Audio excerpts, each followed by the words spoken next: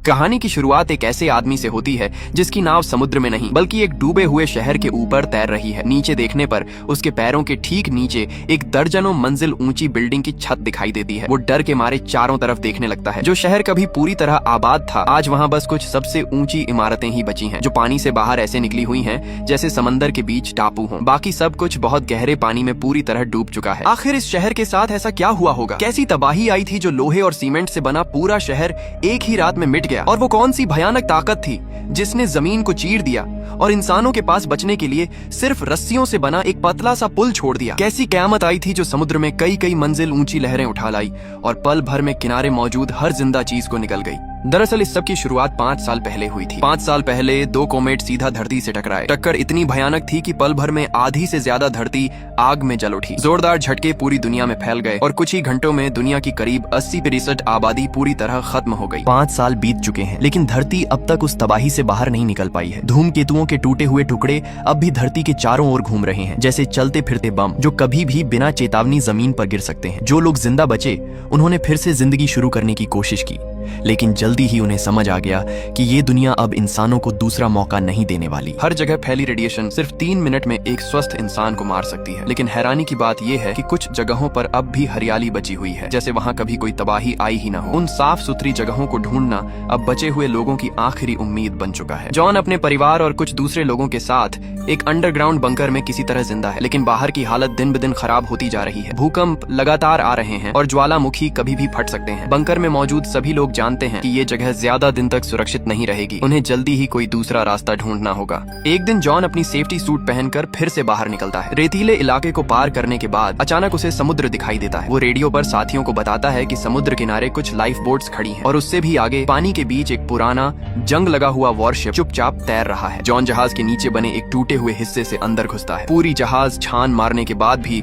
उसे न कोई सामान मिलता है, न कोई जिंदा इंसान, बस कुछ जली हुई लाशें पड़ी होती हैं। तभी उसे एक लॉगबुक मिलती है जिसमें एक बैंगनी रंग का फूल दबा हुआ होता है। 5 साल हो गए थे। जॉन ने 5 साल से कोई फूल नहीं देखा था। वो सोचता है कि ये फूल वो अपनी पत्नी को देगा, उसे जरूर अच्छा लगेगा। अचानक उसके हेडसेट में अलार्म बजता है। रेडिएशन स्टॉर्म बस 1 मिनट दूर है। जॉन भागकर जहाज से बाहर निकलता है। पीछे मुड़कर देखता है तो एक काली तूफानी दीवार तेजी से उनकी तरफ बढ़ रही होती है। अंदर बिजली लगातार चमक रही होती है। अगर उसमें फंस गया तो बचने का कोई चांस नहीं। जॉन पूरी ताकत से दौड़ता है और रेडियो पर चिल्लाता है कि गेट पहले ही खोल दिया जाए, वो समय पर पहुंच जाएगा। दूर बंकर का लोहे का गेट खुलता है, लेकिन तूफान बिल्कुल पीछे आ चुका होता है। जैसे ही जॉन गेट तक पहुंचता है, पीछे बिजली फटती है। वो छलांग लगाकर अंदर घुस जाता है। अंदर पहुंचते ही वो दरवाजा बंद करने को कहता है और गेट बंद होते ही खतरा टल जाता है। सफाई के बाद जॉन अपना सूट उतारकर जमीन पर बैठ जाता है और जोर जोर से सांस लेने लगता है। मौत को इतना करीब से देखकर वो अभी तक कांप रहा होता है। बंकर के अंदर जॉन वो बैंगनी फूल अपनी पत्नी एना को देता है। एना फूल देखकर खुश हो जाती है। 5 साल हो गए थे, उसे याद भी नहीं था कि फूल कैसे दिखते हैं। बाहर जाना बहुत खतरनाक है, अब दोबारा मत जाना, वो कहती है। नेथन चुपचाप बैठा रहता है और कुछ नहीं बोलता। एना बंकर की मैनेजमेंट टीम में होती है। एक मीटिंग में वो बाहर से मदद मांगने वालों को अंदर लेने पर चर्चा कर रही होती है। मीटिंग रूम में कुछ एडमिन लोग मॉनिटर स्क्रीन देखकर बात कर रहे होते हैं। तभी अचानक सारी स्क्रीन गड़बड़ाने लगती है। अगले ही पल पूरा बंकर जोर से हिल जाता है। ये कोई आम भूकंप नहीं था, बल्कि जमीन की परत फट रही थी। बंकर के मेन गेट के सामने जमीन चीरते हुए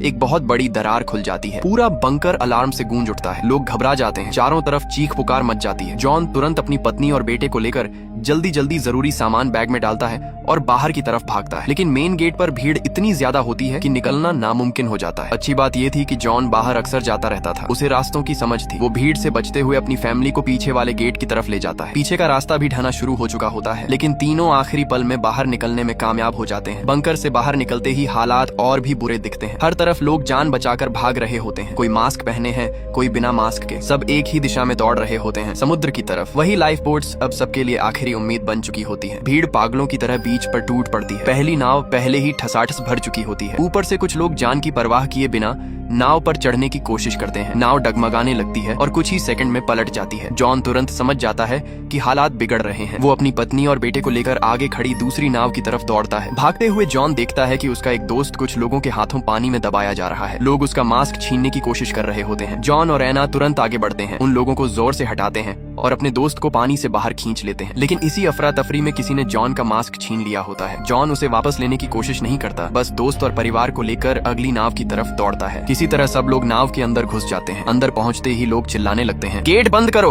अभी नहीं बंद किया तो कोई भी नहीं बचेगा। गेट पर खड़ा आदमी भारी दिल से दरवाजा बंद कर देता है। बाहर अभी भी आधे से ज्यादा लोग छूट जाते हैं। वो नाव को पीटते हुए मदद के लिए चिल्लाते हैं। तभी नेथन जॉन की बांह खींचता है। जॉन पीछे देखता है तो उसकी रूह कांप जाती है। समुद्र में कई मंजिल ऊंची पानी की दीवार उनकी तरफ तेजी से बढ़ रही होती है। जो लोग अभी तक नाव पर नहीं चढ़ पाए थे वो सब ये देखकर टूट जाते हैं। वो भागने की कोशिश करते हैं लेकिन बहुत देर हो चुकी होती है। एक पल में ही वो विशाल लहर किनारे मौजूद हर इंसान को निगल लेती है। नाव भी उस लहर में जोर जोर से उछलने लगती है। हर कोई इधर उधर गिरता है। कई झटकों के बाद नाव किसी तरह संभलती है। जॉन दिशा देखता है और कहता है कि नाव को साउथ ईस्ट की तरफ ले जाना चाहिए। अगर सब ठीक रहा तो करीब एक हफ्ते में लंदन पहुंच सकते हैं, लेकिन खुले समुद्र में छोटे से बंद केबिन में एक हफ्ता काटना आसान नहीं था। जॉन एयर क्वालिटी चेक करता है और हैरानी की बात ये होती है कि हवा ठीक होती है। तब लोग अपने मास्क उतारते हैं और खुलकर सांस लेते हैं। फिर भी कोई खुश नहीं होता। आइसलैंड पूरी तरह गायब हो चुका था। समुद्र की धाराएं बदल चुकी थीं। कोई नहीं जानता था कि वो सच में लंदन पहुंच भी पाएंगे या नहीं। सब बस चुपचाप दुआ करने लगते हैं। रात को जॉन केबिन में लेटा रहता है। बार बार आंख खोलकर चारों तरफ देखता है, कहीं कोई खतरा न आ जाए। अगली सुबह खतरा सच में आ जाता है। नाव अचानक रुक जाती है। इंजन खराब हो जाता है। अगर यहीं रुक गए तो सब मर जाएंगे। जॉन इंजन रूम में जाकर किसी तरह मरम्मत करता है और किस्मत से इंजन फिर चल पड़ता है। रात को जॉन अपने बेटे के साथ आसमान की तरफ देखता है। जो कभी मिल्की वे हुआ करती थी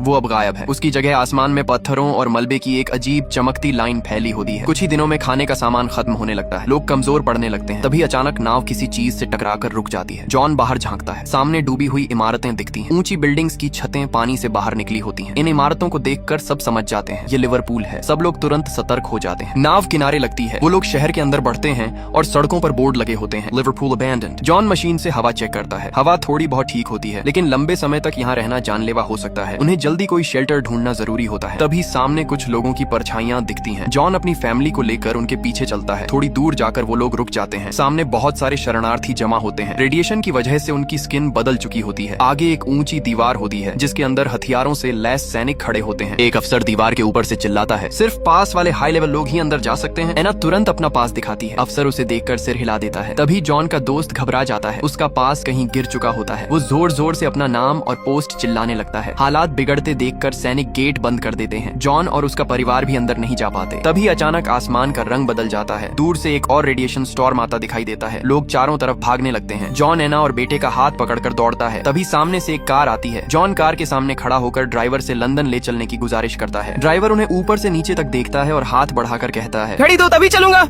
जॉन बिना सोचे अपनी घड़ी उतार कर दे देता है। ड्राइवर गेट खोल देता है। जॉन अपनी फैमिली को बैठाकर बार बार धन्यवाद देता है। इस दुनिया में कोई मदद कर दे यही बड़ी बात थी, लेकिन उन्हें नहीं पता था कि असली खतरा अभी बाकी है। गाड़ी लंदन की तरफ तेजी से भाग रही होती है। रास्ते का आधा सफर तय हो चुका होता है। तभी ड्राइवर अचानक गाड़ी सड़क किनारे रोक देता है। वो कहता है कि सब लोग नीचे उतरकर थोड़ा फ्रेश हो लें। जॉन अपने बेटे को लेकर नीचे उतरता है, लेकिन कुछ ही सेकंड बाद उसे कुछ अजीब सा महसूस होता है। आसमान से अचानक एक अजीब आवाज आती है। जॉन झुककर जमीन को छूता है। उसके पुराने अनुभव उसे बताते हैं कि ये रेडिएशन स्टॉर्म नहीं है, बल्कि इससे भी बड़ा खतरा हो सकता है। वो झट से ऊपर देखता है। दूर आसमान में आग के गोले उनकी तरफ आते दिखाई देते हैं। ये धूमकेतु के टुकड़े होते हैं। अब भागने की कोई जगह नहीं बचती। सब लोग वहीं आसपास छुपने की कोशिश करते हैं। वो एक बड़े पेड़ के पीछे छुपकर एक दूसरे को कसकर पकड़ लेते हैं। आसमान का तापमान अचानक बहुत ज्यादा बढ़ जाता है। जलते हुए पत्थर उल्का पिंड की तरह जमीन पर गिरने लगते हैं। हर टक्कर के साथ आग और धूल का गुब्बार उठता है। किसी तरह किस्मत से कोई जिंदा बच जाता है। जब सब कुछ शांत होता है तो वो लोग मलबे में से जो काम की चीजें मिलती हैं उठा लेते हैं और फिर से लंदन की तरफ बढ़ते हैं। कुछ समय बाद वो लोग एना की माँ के घर पहुंचते हैं। माँ अपनी बेटी, दामाद और नाती को देखकर भावुक हो जाती है। सब एक दूसरे को गले लगा लेते हैं। घर की हालत ठीक ठाक होती है। पानी और बिजली नहीं होती, लेकिन फिर भी किसी तरह गुजारा चल रहा होता है। जॉन का परिवार पहली बार थोड़ी राहत महसूस करता है। आराम के दौरान एना को बाथरूम से जोर की खांसी की आवाज आती है। वो अंदर जाती है और सिंक में खून देखती है। जॉन समझ जाता है कि अब सच छुपाया नहीं जा सकता। वो एना को बता देता है कि डॉक्टर ने पहले ही कह दिया था अगर खून की खांसी शुरू हो जाए तो सिर्फ 6 से 8 हफ्ते बचे होते हैं। शायद ज्यादा बार बाहर जाने की वजह से ऐसा हुआ है। एना वहीं सन्न रह जाती है। इतनी तबाही देखने के बाद भी अपने पति को खोने का सच वो सह नहीं पाती। कुछ देर बाद जॉन कहता है, हम यहाँ नहीं रुक सकते। मुझे उस जगह को ढूंढना ही होगा जहाँ तुम और हमारा बेटा सुरक्षित रह सको। अगले दिन सब एना की माँ से विदा लेते हैं। माँ जॉन को एक पिस्टल देती है और कहती है कि मेरी बेटी और बच्चे का ख्याल रखना। इसके बाद वो लोग फिर से सफर पर निकल पड़ते हैं। शुरुआत में रास्ता शांत रहता है, लेकिन रात होते ही अचानक हमला हो जाता है। उनके साथ चल रही एक लड़की को सीधे सिर में गोली लगती है और वो सीट पर ही ढेर हो जाती है। जॉन तुरंत गाड़ी से उतरकर पोजीशन लेता है। अंधेरे में से आवाज आती है, गाड़ी छोड़ दो। किस्मत से जॉन के पास बंदूक होती है। वो जवाबी फायर करता है और एक हमलावर को ढेर कर देता है। दूसरा आदमी ज्यादा सतर्क हो जाता है। जब जॉन फायर करने की कोशिश करता है तो पता चलता है कि गोलियां खत्म हो चुकी हैं। तभी ऐना मरे हुए हमलावर की बंदूक उठाकर दूसरे को भी मार गिराती है। किसी तरह तीनों बच जाते हैं। अगले दिन वो उस लड़की को दफना देते हैं और फिर आगे बढ़ते हैं। घंटों पहाड़ी रास्तों पर चलने के बाद वो देखते हैं कि आगे बहुत सारी गाड़ियां खड़ी हैं। जॉन नीचे उतरकर देखता है और उसकी सांस अटक जाती है। सामने जमीन पूरी तरह फटी हुई होती है। एक विशाल खाई सड़क को बीच से काट चुकी होती है। पार जाने का बस एक ही तरीका होता है, एक बेहद कमजोर रस्सियों का पुल। हवा तेज होने लगती है। जॉन पहले उतरता है और बेटे से कहता है कि नीचे मत देखना, लेकिन जैसे ही जॉन रस्सी पर कदम रखता है डर उस पर हावी हो जाता है। ऐना पीछे से कांपती हुई चलती है। तभी अचानक तेज हवा चलती है। तीनों झूलने लगते हैं जैसे हवा में लटक गए हों। कुछ सेकंड बाद हवा थमती है। वो तेजी से आगे बढ़ते हैं और किसी तरह पुल पार कर लेते हैं। लेकिन असली परीक्षा अभी बाकी होती है। आगे एक और भी कमजोर सीढ़ी होती है जिस पर पेट के बल रेंग कर जाना पड़ता है। जॉन सबसे पीछे रहता है। जैसे ही वो बीच में पहुंचते हैं जमीन फिर हिलने लगती है। एक तरफ की सीढ़ी ढीली पड़ जाती है। वहां मौजूद एक आदमी घबरा जाता है और दूसरे को धक्का दे देता है। वो आदमी सीधे नीचे गिर जाता है। अब वही आदमी जॉन की तरफ वाली सीढ़ी पर कूदना चाहता है। जॉन तुरंत बेटे को पकड़ लेता है। ऐना भी पूरी ताकत लगा देती है। किसी तरह तीनों दूसरी तरफ पहुंचते हैं और पीछे की पूरी संरचना ढह जाती है। घंटों पैदल चलने के बाद भी